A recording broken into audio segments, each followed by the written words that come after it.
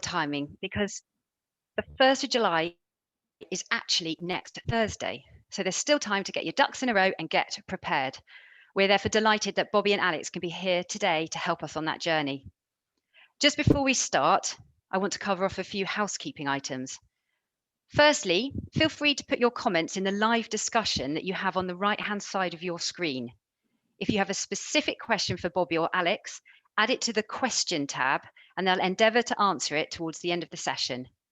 Just a word of warning, this has proven to be a very, very popular session, so don't leave it to the last minute to ask your question. We don't want you to miss out. However, Alex and Bobby will be able to answer any questions that you have after the session, and we'll put their details up at the end. So I think that's it from me. Bobby, over to you. Good morning, everyone. Thank you, Louise, and thank you, everyone, for joining us today. My name is Bobby Toulis. I'm from Global Freight Solutions, GFS.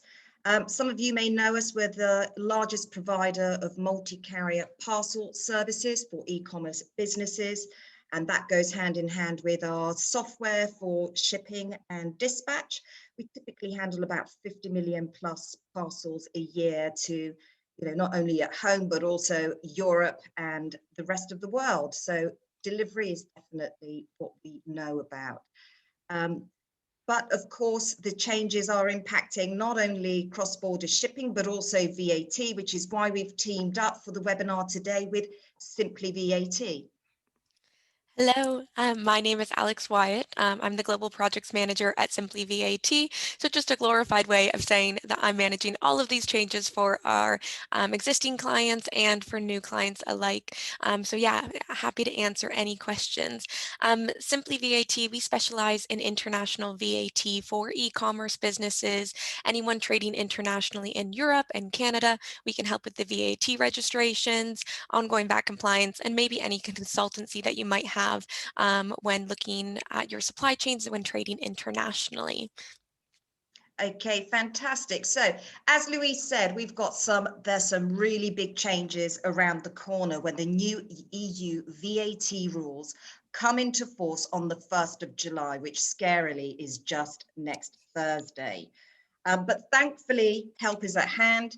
At the same time, the EU are going to be expanding the OneStop Shop scheme, and more importantly, introducing the Import One-Stop Shop, which is going to make life a lot easier. So what we're going to look at today, what we'll cover in the webinar is we're going to look at exactly what the EU Commission is saying is going to change and who this is going to impact in plain speak. What does this mean for you? Then we'll look at the one-stop shops because, what are the 3 types of one-stop shop schemes and which ones are going to be relevant for your business. But we'll be looking more closely at the import one-stop shop because that's what's going to be most relevant probably for the listeners on today's webinar, and how with the import one-stop shop you can potentially save your business time, money, and improve the customer experience. And we'll then move on to summarizing that with a checklist for VAT for you to get ready and a checklist for delivery. And we want to move through this quite fast so that we can have time at the end for Q&A. You don't be scared off when you look at some of the slides, may have a lot of information on there, but we've done that deliberately because you'll be getting the slides after the webinar and that will give you, a lot of valuable information, but we will keep it to the main points so that we can move through fast and save time at the end to answer your questions. So, firstly, what does the EU Commission say about what the changes are, why they've done that, and who this is going to impact? So as far as that's concerned, this is all about the modernization of VAT, right? Making it more fit for purpose for the digital economy, and also making sure that there's a level playing field for every business that's looking to, involved in online selling. Yeah,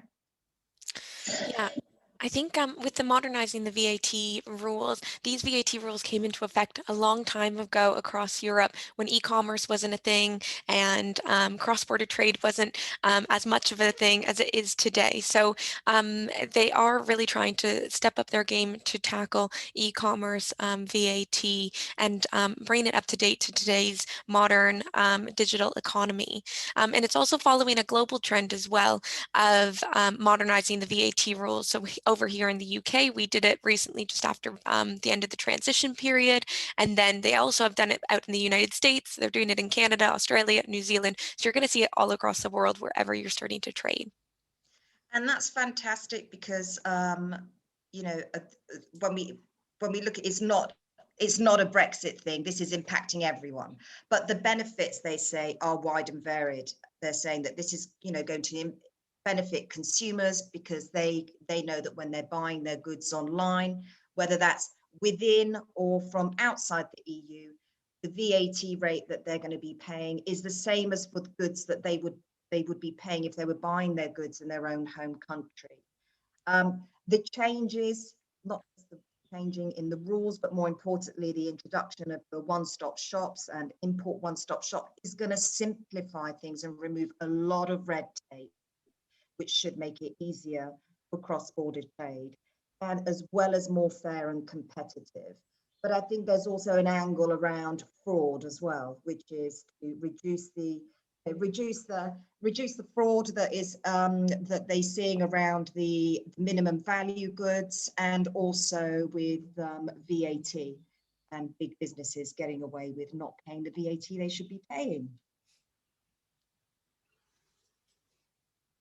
So who is affected?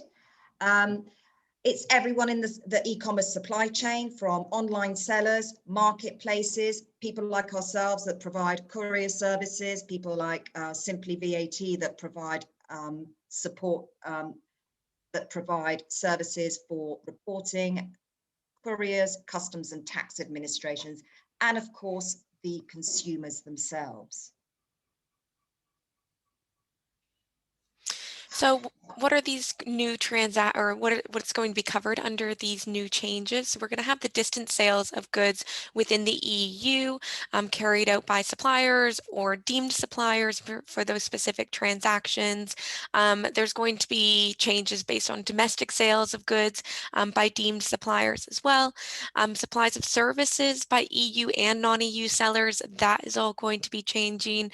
And also the big one, which we're going to be talking about a lot today, is the distance sale of imported goods from third countries, so anywhere outside of the EU, including the UK, since we left the EU. So we're going to be going into a lot of detail about what these changes are today and what the new schemes are that are going to help your business trade into Europe post July 1st. Exactly. So let's have a look at this now in plain English. What's going out on the 1st of July?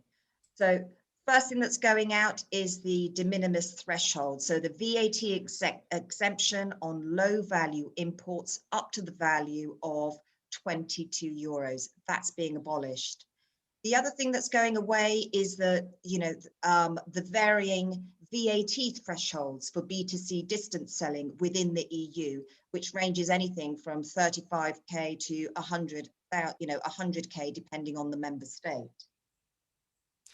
So what's coming in on the 1st of July? So these are going to be all the new rules. So the first of all is all goods being imported into the EU are going to be charged with VAT, irrespective of their value. So looking at that low value consignment relief being abolished, everything is now going to be charged with VAT when being imported into the EU. Next is all goods, whether they are supplied from within the EU or outside of the EU, they are going to be charged with the local rate of VAT in the country of consumption. So where that end customer is based, they're going to be charged with the local rate of VAT rather than the current existing rules, which is based on where the sale departure country's VAT rate. So that's going to be a big change that you're going to make sure that your business has adapted to those to make sure that it has the local rate of VAT at the point of sale or in your prices that you list. The distance selling rules will be abolished, as Bobby has said, and they're actually going to be replaced with a new €10,000 threshold. This €10,000 threshold is EU-wide, but the big caveat here is that it only applies to EU-based businesses. So, as a non-EU based business, what does that mean? It means that you need to be charging the VAT on the first sale. So there's no more distance selling thresholds. You have to, if you're holding your stock in the EU, you're going to be charging the local rate of VAT on your first sale. And it's the same thing for any goods being imported. VAT is going to be charged from your first sale after the 1st of July. Next is the online marketplaces, and the online marketplaces are going to be considered the deemed supplier in specific transactions. And we're going to be covering this in a few slides down the road, so I'll kind of leave that for later. And then there's also going to be these new one-stop shop schemes, the union, non-union, and import one-stop shop schemes, which are all simplification schemes to help businesses trade cross-border, but only have to use one single filing in one single member state. So it is a huge simplification for many businesses trading cross-border. And again, we'll go into a lot more detail over the next few slides. So what's not covered under the new EU VAT rules? So B2B transactions, so cross-border B2B transactions will be subject to the same rules that have been in place since Brexit. So nothing's going to change there, but the rules do depend on where the goods are coming from, who the importer of record is, and what country they're imported into. Things like products such as tobacco and alcohol, which are goods subject to excise duties, they're not going to be covered under the new VAT rules. And B2C goods that are sold at a distance. So, these are just some of the three key points of what's not going to be covered under the new EU VAT rules. As promised, we are going to look at a little bit more detail of when the online marketplaces are going to take on the responsibility for collecting VAT on behalf of its sellers. So if you are selling on a marketplace, this is going to be a really key slide for you. So we have 2 points where the marketplace is going to take on the responsibility. So the first one is any B2C sales of goods imported into the EU where the consignment value does not exceed €150. So that's by any non-EU business or EU business alike where the consignment value is less than €150 going to the end customer. The second time a online marketplace is going to be covering the VAT and paying that and remitting it to the tax authorities on your behalf is for any B2C supplies of goods within the EU by a non-EU seller. So that's any domestic supplies and intercommunity distance sales. They're both going to be covered irrespective of the value of the goods. So what that means is as a non-EU business or a UK business, for example, and you're holding your stock in an EU country selling cross-border to private individuals, Amazon or any marketplace is going to take on that responsibility on your behalf. Now, it's really important to note that if you are holding your stock in an EU country, you still need a local VAT registration to reclaim any import VAT, to cover off any B2B transactions, because again, that's not covered under these new rules, and to declare any kind of movement of goods between different EU countries if you're holding stock in various different member states. So make sure that you are keeping those local VAT registrations, as you do also have to make an exemptive VAT sale to the online marketplace, where the online marketplace is then going to sell onwards to the final customer, collect the VAT, and remit that over to the tax authorities on your behalf. So yeah. Sounds good, and I'm sure that's going to be relevant for a lot of the listeners on this on the webinar today who were going to be online sellers as well as selling on their website. So big welcome changes there as well. So let's now look at the one-stop shop schemes, because we said right at the beginning, one thing is the VAT rules are going to be changing. The other thing is that thankfully the one-stop shop schemes are going to be expanded, and we're going to be introducing the new import one-stop shop, which is going to save not only a lot of not only make things easier, simplifying things, as Alex said, but also potentially save you a lot of time, money, and improve the customer experience. So the One-Stop Shop is simply an electronic portal that simplifies VAT compliance for B2C sales of low value goods sold at a distance to EU customers. So it's B2C, low value goods, and we'll talk about the thresholds throughout the next few slides. They are relevant for both EU-based and non-EU-based businesses and marketplaces.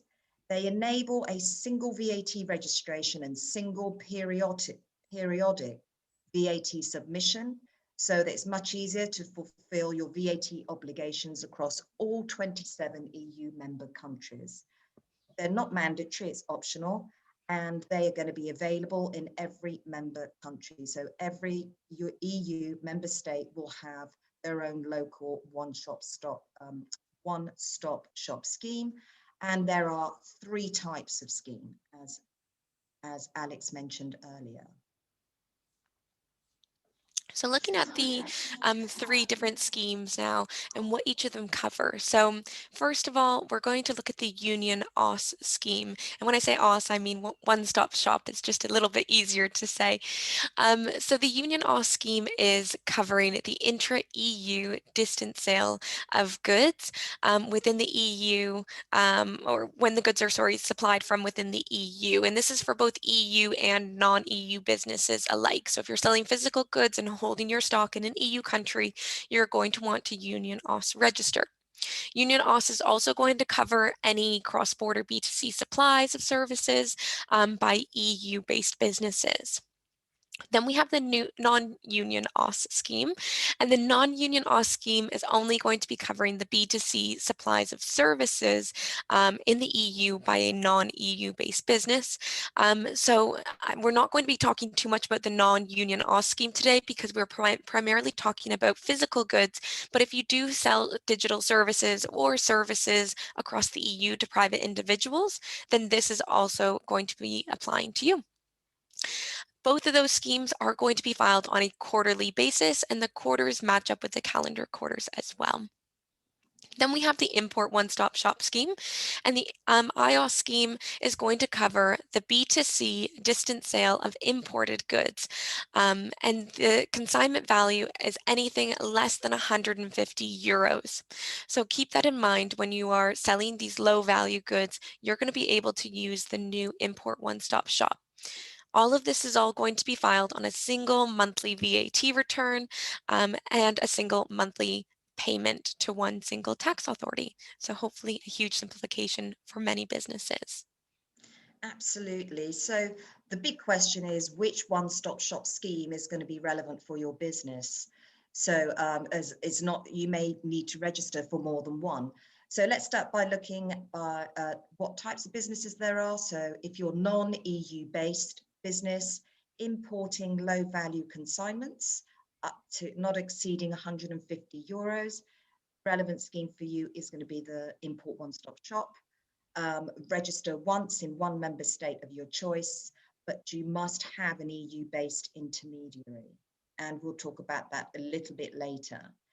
If you're non-EU based with stock in the EU, then you also need to register for Union OS.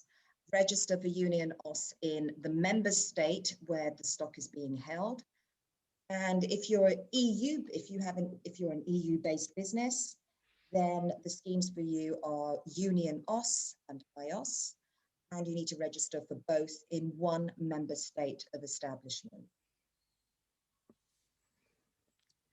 So going into a bit more detail about the IOS scheme. To start it off, it is a completely optional scheme, and there are alternatives, which Bobby will cover in a few slides' time. But looking really at the IOS scheme, because it will benefit a lot of sellers, what you're going to have to do is once IOS registered, you're going to display VAT to be charged on each and every one of your goods based on where the end consumer is. So you need to make sure that your website can handle the different VAT rates depending on where your end customers are located during the checkout process. You're going to then collect the VAT on each and every one of your sales for the goods being delivered into the EU. You're then going to get your IOS number, your specific IOS number, and put that on each and every one of your parcels. You're going to give it to your customs clearance provider in order to clear your goods through customs. Really, really fast and easy. So it's going to be, like Bobby mentioned, taking away a huge amount of the red tape that maybe many businesses would have experienced post transition period for these low value consignments by just being able to use your IOS number, because you're going to be paying the VAT later down the line. When you're importing your goods using IOS, you're going to show the price the customer paid in euros on a commercial invoice. So each and every single parcel is going to need a commercial invoice for in order to clear through customs. The amount cannot exceed 150 euros, otherwise it will go through normal customs procedures as it will have tripped over that specific threshold for the IOS scheme. On a monthly basis, you're then going to submit an electronic monthly VAT or IOS return and then make a single payment of all the VAT collected from all of the different EU member states to the one member state of identification. And then that one tax authority is then going to split up the VAT all across the other tax authorities across the EU, making it really simplified for you. You don't have to make all of those extra payments, speak many languages, etc. So it's going to be a huge simplification. Once all is said and done, you are going to want to keep a record of all of your IOS transactions that you facilitated for a period of 10 years in case of audit. So make sure that any of these transactions, you're keeping any proof of shipping or your transactions somewhere in the cloud, just in case you do get audited by a specific member state in the future. That's great. So let's just walk through that and understand what that's going to look like in practice. So moving left to right, UK retailers going to register for IOS scheme, if provided that's what you choose to do. Your EU consumer comes on your website, purchases the goods online. When they get to checkout, they're going to see the VAT that's calculated on the goods that they're purchasing based on the country of destination. The goods are then going to be packed, labeled, and the customs data is then entered. So it's not just your IOS VAT ID number that you're going to be providing. You're also going to be providing, all the other mandatory customs data, EORI number, harmonization codes, values, etc. The parcel then gets, your courier then comes, collects the parcels. It's then delivered to the border, arrives at the EU border, gets to customs. Customs will then check, will be going through their customs clearance processes. But here's the thing, if you're shipping under IOS, when that parcel arrives at the customs border, that parcel is going to be VAT exempt, provided you've displayed your IOS VAT number, so they know that VAT is going to be collected further down the line. So there's no VAT to be paid when it arrives at the border. Hopefully that's going to also mean that your parcels aren't going to get slowed down because of extra steps that they don't have to be taking.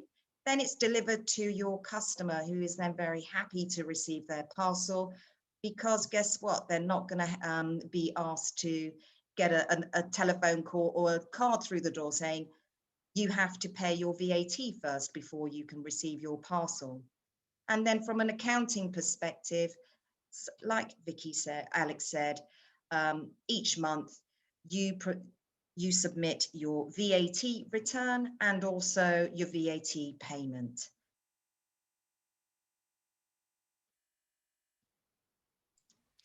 So looking at how IOS is going to help you save you time, money, and give you a better customer experience, we've listed out all the benefits here for you so that you can, really take these into consideration when planning your supply chain going into the 1st of July. So first of all, covering off time, how is it going to save you time? Well, first of all, It's going to reduce all of that red tape, especially what you've seen post-transition period where goods have been stopped at the border because you don't have this or you don't have that. So hopefully this is going to help those goods get cleared through much easier. Next, you're only going to have to VAT register in one member state. Instead of, if you wanted to act as the importer of record, you would have to VAT register in all EU member states where your end customers were located. So that was actually adding up to a huge cost of compliance. So this is really minimizing that for businesses importing low value goods. There's going to be a single consolidated monthly VAT return. So again, only having to file one single monthly VAT return instead of multiple in multiple different countries. And then you also have your IOS identification number that's going to make your custom clearance much faster and smoother. Then looking at the money side of things and how this is going to help your business. Well, first of all, from a cash flow point of view, you don't have to be paying any VAT up front. It's all going to come in after the customer has paid for it, and then you're going to be paying that over on a monthly basis.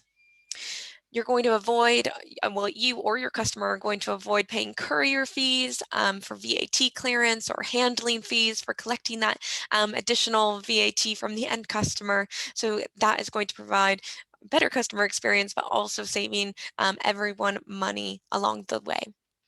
And finally, you only have to pay the tax authority in one single currency. So whichever EU member state that you have IOS registered in, you're going to be paying that local currency. So you don't have to worry about FX fees or rates or anything like that going into Poland or Czech Republic, etc. It's only going to be one single member state.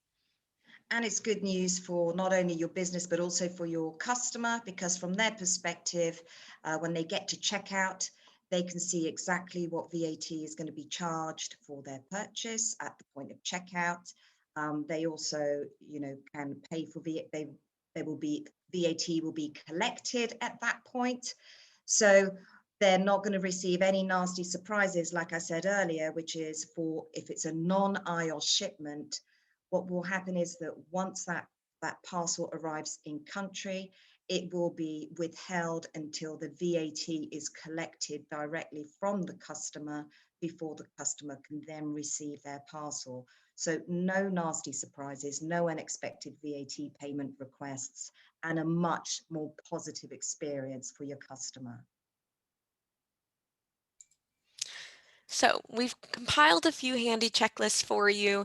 You don't have to take any screenshots because like Bobby said, you'll be getting this after, but I think it's really useful to go through the checklist prior to next week on the 1st of July to make sure that your business is ready.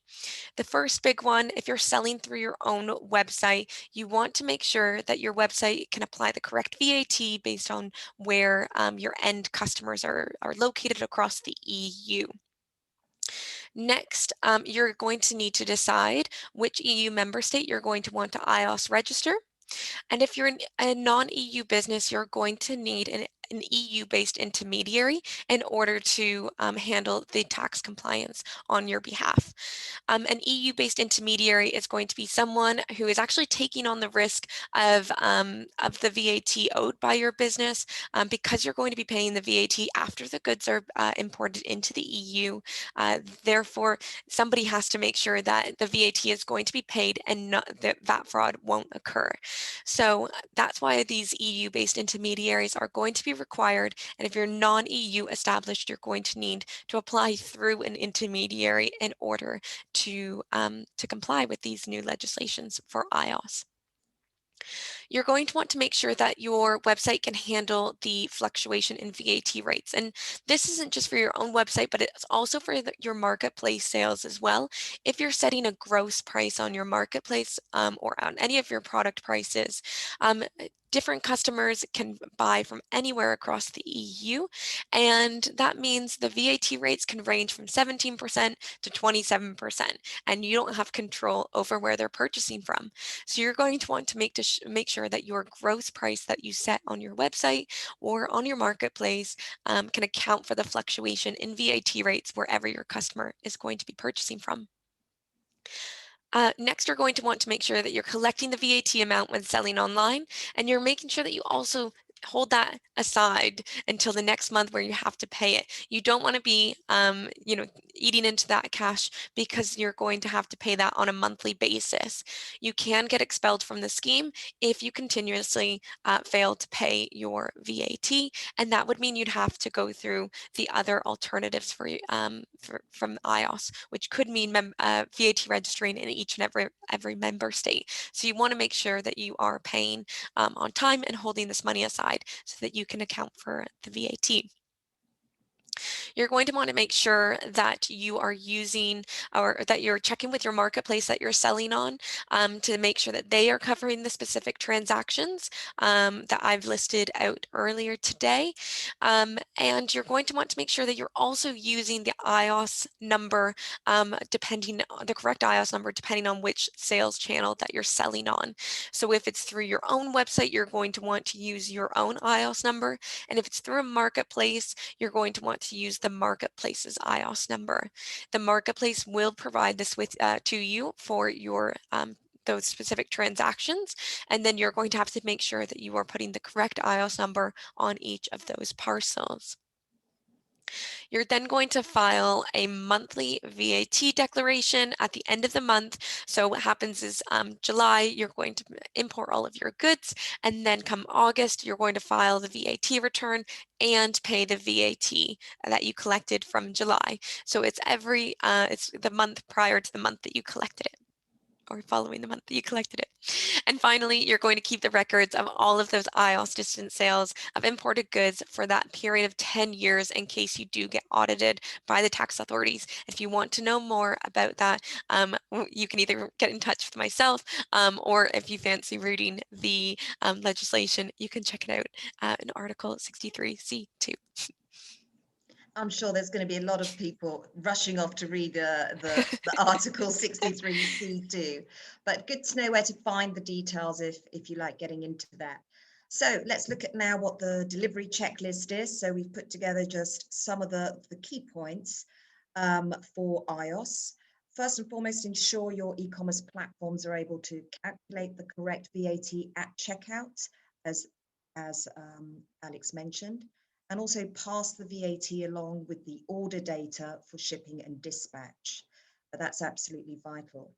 Get clarity from your carriers on how to transmit your iOS VAT identification number to them, because they're going to need that for clearance purposes. And make sure that the parcel value does not exceed, the consignment does not exceed the €150 threshold. And finally, ensure your dispatch platforms can support iOS and generate the required data and documentation, whether that is physical documentation or electronic, if you're going paperless, for smooth customs clearance. And don't forget, customs clearance, having the iOS identification, the VAT identification number is not the only thing you need. You're still going to need to provide all the other mandatory customs data for clearance of EU imports. So that's your HS code, your description of the goods, your EORI number, etc. But like I said, the great news is that once it gets to border, and hopefully if you've got if the information is all there available for the customs authorities, clearance should be smooth and swift. What if you don't ship under iOS? Because like we said, it's not mandatory, it's optional. So if you don't ship under iOS, then you're going to be subject to the normal customs clearance procedures and cross-border shipping requirements. From a carrier perspective, all the carriers are going to be able to provide iOS services. I think the challenge is going to be where you want to look at non-iOS, shipping your parcels under non-iOS schemes, because that is likely to mean that you're going to have a reduced choice of delivery services offered by carriers. Potentially, that's going to add to your costs due to additional handling fees of parcels at the border. and maybe even parcel delays. You know, we've seen what happened when everything changed on the 1st of January with these new changes coming through. Potentially, you know, if anything that's going to mean that your parcels are going to get cleared faster is going to be welcome, but under non-iOS, potentially you might be facing more parcel delays due to longer customs clearance processes and border controls. And the final thing, which is really important, of course, is that it's not just about the logistics, it's also about the experience of the end customer and the poor customer experience they may get if the parcel is shipped is a non-iOS scheme. And like we said, when the parcel gets to the border, that's going to be held there until the VAT is collected from your customer. So they're likely to be contacted by the courier or the postal authorities and asked to pay the VAT amount before they can then receive their goods. So not great. Right. So I think now that's covered all the main points. There was a lot of information on those slides, but don't worry, as Alex said, these slides are going to be shared with everyone afterwards, and you've always got our contact details if you want to go into more information. But now let's hand over to you and give you a chance to ask the questions that are at the back of your mind. Thank you, Bobby. Thank you, Alex. Wow, a lot of information. That was absolutely amazing. There have been so many questions. Bobby, Alex, are you ready? I'm not sure we're going to get through them all. So Bobby and Alex are quite happy afterwards. They will answer all of them in time. But let's just crack on with the first one. So the first one I've got here, and I'm going to have to pick some because I said there's just been so many. But the first one I picked out here is, how do you define a consignment and its intrinsic value? Bobby, I think that's you. Right. Okay, that's a really great question. So a consignment is the goods sold to the same customer by the same supplier using the same transport contract and shipped together. Okay, so it could be one package with multiple items in there, but it's still, you know, being sold by the same supplier to the same customer, and it's going with the same courier. The consignment is calculated on the intrinsic value, which is calculated based on the price of the order, excluding VAT, plus shipping, plus insurance. And like I said, you can have multiple items within the consignment, but provided the intrinsic value of all those goods together don't exceed €150, it's still compliant for iOS. Great. I hope that answered that one. I think it does. I don't think it does. That was very clear. So I think this, Alex, is for you. What if the value of the goods and the services being imported is above the €150? Mm-hmm. So for these consignments that are going in above, maybe something just trickles over that €150 threshold, or you're selling high value goods, they will no longer be able to go under the iOS scheme. And if you're selling through a marketplace, the marketplace will also not take on the obligation to collect VAT. So what this means for these consignments going through customs is they're going to face normal customs procedures. And when I talk about normal customs procedures, we are looking at paying the import VAT upon the goods clearing through customs.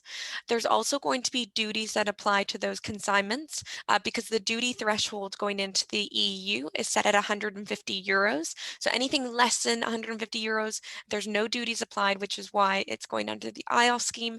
Anything above that €150 will also have duties applicable, and these will be paid upon importing your goods and clearing them through customs. Now, when you clear your goods through customs, you typically choose who the importer of record is going to be, maybe using different Incoterms like DDP or DDU, etc. And that is all going to determine whether or not you, the seller, are going to be paying the import VAT or the customer.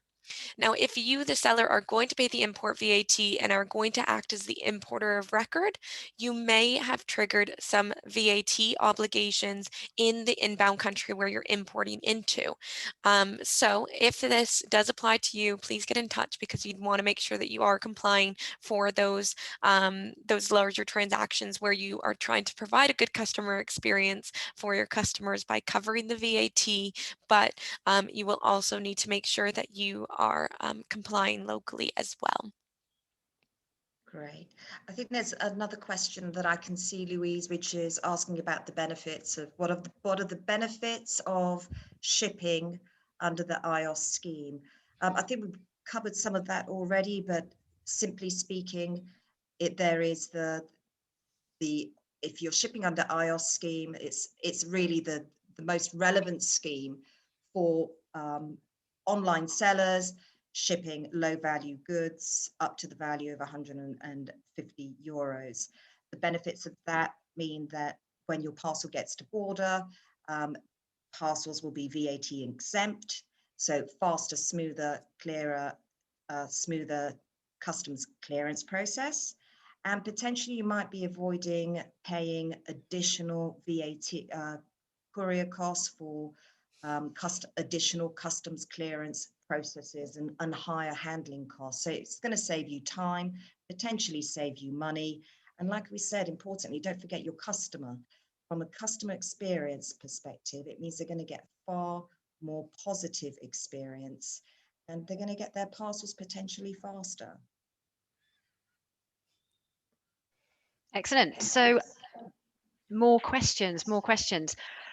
Someone's put here, if I'm not a taxpayer residing in the EU, how do I go about getting a tax intermediary that resides in the EU to act on my behalf? Yeah, I can take this one. So you can, if you already are complying locally, you can check with your tax agent, or for example, we can act as an intermediary under our EU subsidiary. So if you're looking for iOS intermediary, we can help, so reach out, or you can have a little search through Google, really, and or any sort of local compliance provider across the EU. But you would have to make sure that they are EU based, because that they need a specific license in order to act on your behalf as an intermediary within these EU member states. So yeah, so either get in touch with us or check with your compliance provider who you're already using, or have a quick little search online to find one. Thank you. How does this affect B2B services and goods? Yeah, I guess I'm happy to take this one as well. So for the B2B ones, as we said, it doesn't. These new rules are not covered, or they don't cover B2B transactions. So when we're looking at any B2B transactions at the moment, anything that has been happening post transition period is still going to apply going into and after the 1st of July.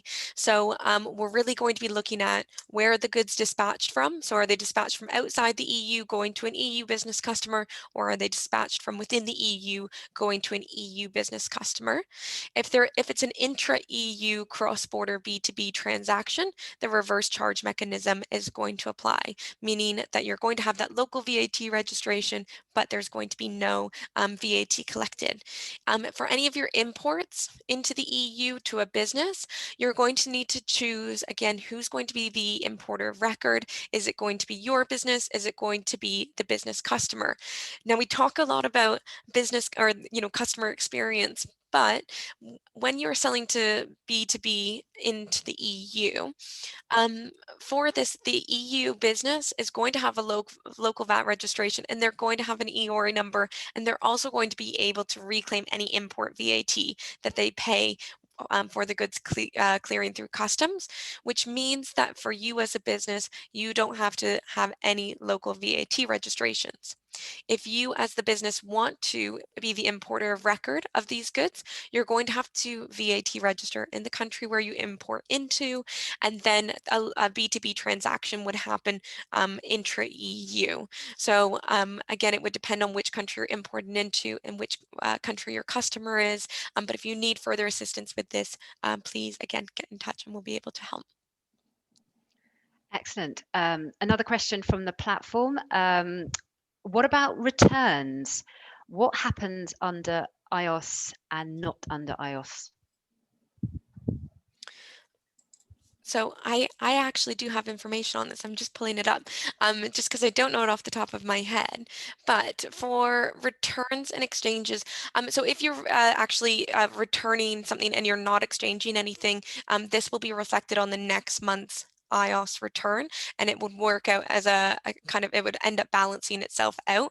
If you are doing any replacements or exchanges under iOS, so say you send a good over and the customer wants to exchange it for the same item and maybe a different size, there are specific rules from here, and I would actually rather reply to this one over email because I have specific details around it. So yeah, I'm happy to reach out to you separately around the returns and replacements and exchanges under the iOS scheme. I can actually add another point to that, because obviously managing returns as well. So when the parcels are coming back, when for inbound goods, then there are obviously going to be mandatory information that you're going to need to provide in order to make sure that you're not going to be charged VAT on that. But similarly, there's other customs information that you need to, that will be provided in the parcel, to ensure that when the goods come back into the country, you get the duty relief on inbound goods. Okay, and we can provide some further information on how this impacts returns as well, because absolutely, you know, returns, just as parcels go out, get shipped to customers, especially in some industries like fast fashion, there's high volume of returns. So we need to make sure that you're compliant both for outbound shipping and also inbound. Thank you. I'm looking through these questions, and there's a lot of very specific questions. So I'm wondering in those cases there whether Bobby, Alex, you might want to get to those, back to those people on an individual basis. This is a bit of a quick one, I think. She says, so someone's asked, the OSS VAT number just needs to be located on the parcel being delivered? Question mark. Is that correct? My understanding is that, well, first of all, you need to be able to pass that the IOSS identification number, which is your unique identification number for imports, low value imports. That is what you need to provide to your courier, to your carrier, along with all the other mandatory customs information. What we recommend is that the IOS number is not actually put on the commercial invoice, because then it could be misused. So that's the kind of thing that you would transmit electronically through your systems to your carriers, and then that's available when they come to declare at the border. And just one other thing to add as well, for the OSS, so the Union OS scheme, if you're selling intra-EU, you do not need to add your OSS number on the parcel. In that case, it's only for reporting purposes. You would add the local VAT registration as normal to your invoices. Another question here. What happens if we do nothing and we do not charge VAT on European orders? Well, if you do nothing, then as Alex pointed out, if you do nothing, then you're at risk, aren't you? So you're at risk at not being compliant with your VAT obligations. So that's going to have ramifications. And then similarly, if you do nothing and you are simply shipping your parcels, when they get to the border, if you're not able to, declare the correct information to the customs authorities at the border, along with all the other data, mandatory customs data that you have to declare, then your parcels are not going to get through. That means they're either going to be held, they're going to be, returned to you. And, you've got a customer that's going to be disappointed, expecting to receive their order, and it doesn't turn up. Yeah, if you don't comply and if you don't pick up those, you can use the IOS scheme, and if not, if you do absolutely nothing, it's ultimately the burden's going to be on the customer to pay over the VAT and get those extra surprise charges. So you need to make sure that you're making that decision, what you're going to do, and then making sure that's really, really clear to everyone along the supply chain, including your customer, that they know that they're going to get these extra charges before they get the customer. Because just like Bobby said, if the customer gets all these surprise charges, you may see an increased amount of returns coming back to you, or goods just not clearing through customs and then ultimately coming back to you. Exactly. And I think, something to be really clear about is that this isn't about the EU trying to make life difficult for us, or whether that is for businesses, whether that is businesses outside of the EU or within the EU. This is part of a global initiative which is about modernizing outdated VAT procedures. Okay. And what a part of that is also very much a priority of trying to also make the whole business of cross-border selling, shipping, reporting, all of that much more simple, much easier, much more efficient. Also ensure that there is a level playing field for businesses, regardless of how big or how small you are. So a lot of benefits for smaller businesses that are, online sellers, because there's going to be, reduction in red tape. It's going to be easier, faster, smoother, hopefully less costly. And so this is about simplification. It's about making it easier. It's about removing those barriers to help businesses and e-commerce grow and flourish. So, I actually would say, look at this through positive lens, because there's a lot of positive change. I agree. Another question I've got here is, if I have a sub in Germany already and I charge and pay VAT at local rate, can I register for the IOS in Germany still? I supply products from the UK.